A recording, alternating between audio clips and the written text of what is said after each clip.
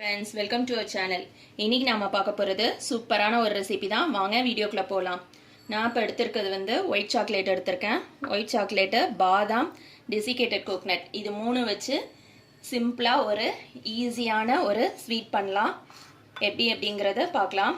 First வந்து பாதாமை என்ன பண்ணுங்க, ஒரு வெந்நீரில் போட்டு கொதிக்கிற தண்ணியில் போட்டு நீங்கள் ஒரு 5 minutes வச்சிங்கனாக்கா இந்த பாதாமில் வந்து இந்த தோல் வந்து வந்துடும். வந்ததுக்கப்புறம் இந்த மாதிரி இருக்கும். இதை வந்து வெறும் கடாயில் போட்டு ரோஸ்ட் பண்ணிக்கோங்க ஒரு 5 minutesக்கு.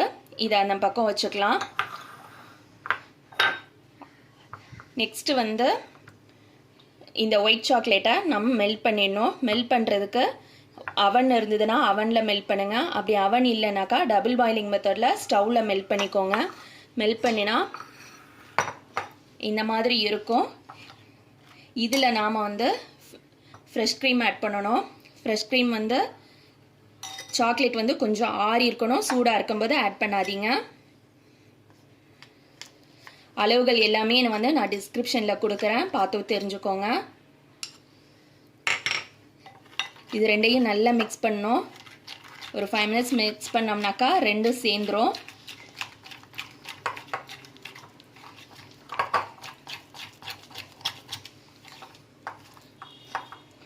ஒரு 2 minutesலேயே சேர்ந்துருச்சு பாருங்கள்.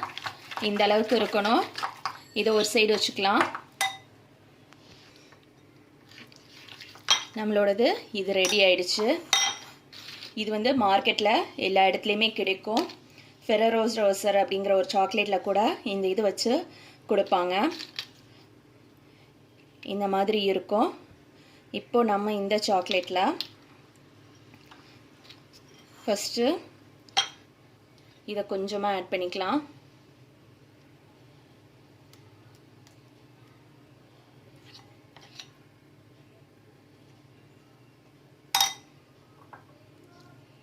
இதில் ஒரு பாதாம் வச்சுருக்கேன்.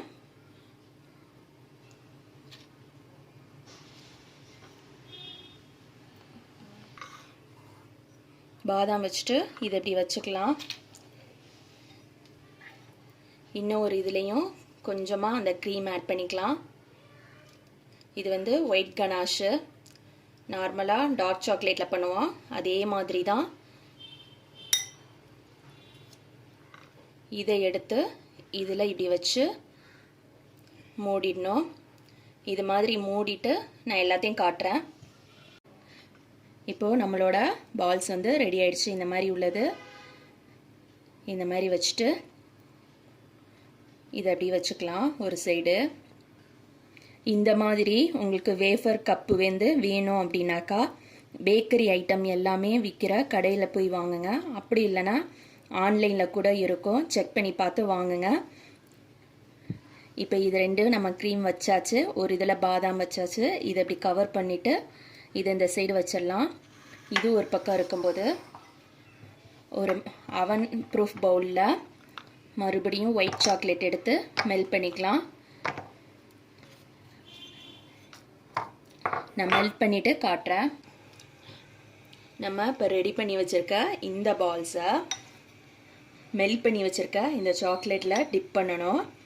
டிப் பண்ணிவிட்டு சாக்லேட் வந்து நல்லா மெல்ட் பண்ணியிருக்கணும். மெல்ட் பண்ணி இந்த மாதிரி ஒரு ஃபோர்க் வச்சு எடுத்துட்டு, ஸ்பூன் வச்சு எடுக்கக்கூடாது. ஸ்பூன் வச்சு எடுத்தோம்னாக்கா சாக்லேட்டு வந்து எக்ஸ்ட்ராவாக நம்ம அந்த இதில் வந்து பால்ஸில் கோட் ஆகும், நிறையவா இருக்கும். ஃபோர்க்கால் தான் இதுங்கணும். ஃபோர்க்கால் பண்ணும்போது எக்ஸ்ட்ரா இருக்கிறது வந்தெல்லாம் கீழே அப்படி வந்துடும். இதை வந்து டெசிகேட்டட் கோகனட்டு இதில் போட்டு லைட்டாக அப்படி ரோல் பண்ணால் முடிஞ்சிச்சு. இப்படி நல்லா ரோல் பண்ணணும். ரோல் பண்ணிவிட்டு நம்ம ஒரு சர்விங் பிளேட்டில் எடுத்து வச்சுக்கலாம்.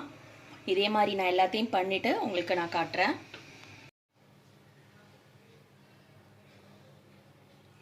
இந்த மாதிரி நம்ம ரெடி பண்ண பால்ஸ் எல்லாம் ஒரு பிளேட்டில் வச்சுட்டு இதை வந்து ஃப்ரீசரில் ஒரு 5 minutes வச்சுக்கோங்க. சப்போஸ் உங்களுக்கு ஃப்ரீசரில் வைக்க வேணாம் அப்படின்னா கீழே ஃப்ரிட்ஜில் வைக்கிறாந்தா ஒரு 10 minutes வைங்க. நான் இப்போ இதை வந்து ஃப்ரீசரில் 5 minutes வச்சுட்டு எடுத்து காட்டுறேன். இப்போது நம்மளோட சாக்லேட் பால்ஸ் வந்து ரெடி ஆயிடுச்சு. இது வந்து நான் இப்போ உங்களுக்கு உடச்சி காட்டுறேன் எப்படி இருக்குன்னு சொல்லிட்டு.